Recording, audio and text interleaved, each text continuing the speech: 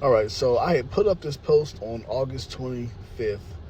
The post says, keep an eye on geopolitical news from England and Spain as it relates to America. The reason I put up those two particular countries is when I'm looking at news, everything that I look at from a news, breaking news, developing story, whatever you want to call it, I filter through prophecy, right? 95% of what I post is news, which is always filtered through prophecy. I believe that the Most High God's word is true. It won't come back void. So I don't have to make up my own prediction on what's going to happen. He's just giving me an ability to see the prediction through the news. And that's what I've always done. I stick to that game plan, right? So we've seen France and the United States in the news, of course, a lot. The U.S. is always in the news, but France has always been in the news for kind of throwing the monkey wrench in the NATO game plan, not always being in alignment with the United States over the last 2 years. Now, I'm filtering this through Zechariah chapter 1, right? Zechariah chapter 1 talks about that there were 4 horns, right? A horn is a strength or a power. It also represents, if you look at ancient altars had 4 horns around the altar, right? So that's like the strength, ultimately the power structure of a kingdom or a nation of people, if you want to say, right? So these 4 horns, through history and archaeology and just looking at, the things that have happened in prophecy, would be France, England, the United States, and Spain. So you may say, well, how do we know that those 4 countries are those 4 horns? Well, it says that those 4 horns are the ones that scattered Judah, right, and Israel. They scattered and put the tribes in slavery. This was the last major captivity. So when we look at the transatlantic slave trade, which was a slave trade that happened, a triangular trade happened across the water of the Atlantic and back across to Europe and so forth and so on. When we look at this, those were the countries that played the most prominent role in that slave trade, right? So we can pinpoint who those 4 horns are based upon that. Now, when we get into what's happening with those 4 horns, it says that they're going to be frayed. That word for frayed in the Hebrew is just going into making afraid, right? They're ultimately being put in a situation where they're uncomfortable, right? They're afraid to do certain things because of what it says these 4 carpenters are going to do to them. The carpenters are the ones who are going to fray them, right?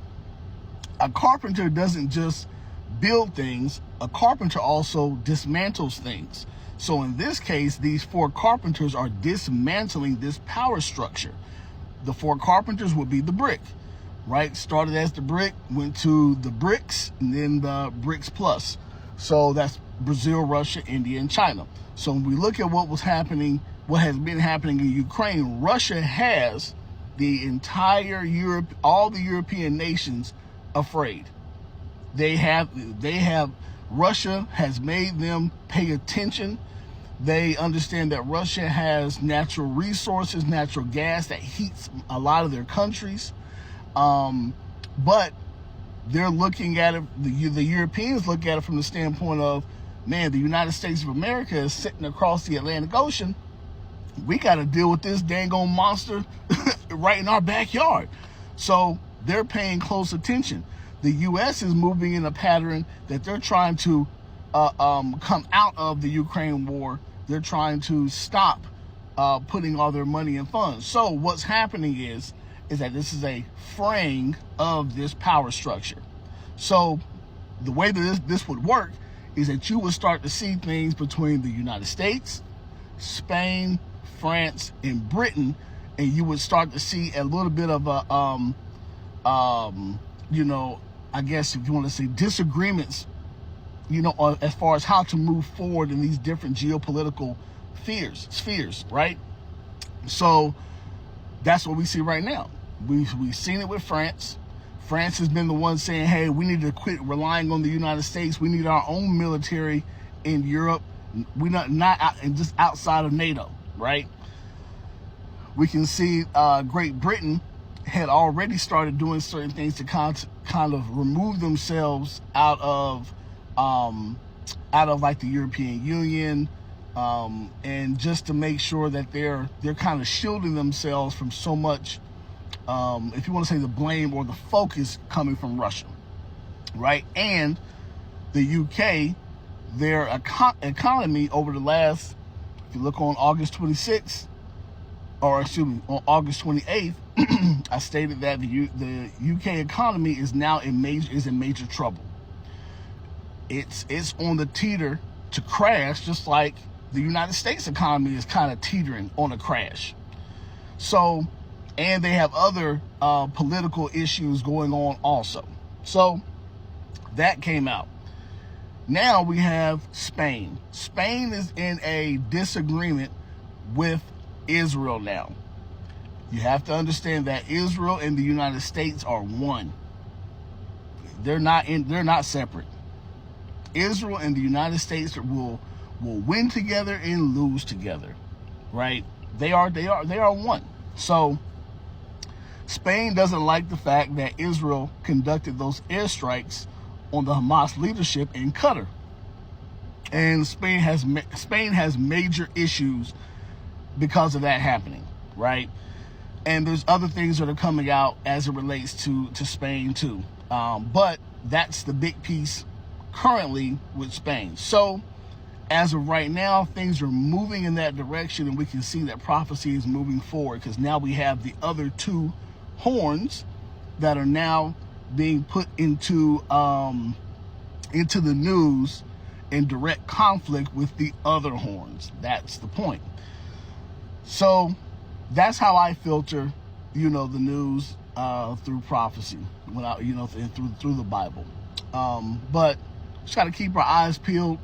The Most High can always slow things down or speed things up, but as a servant,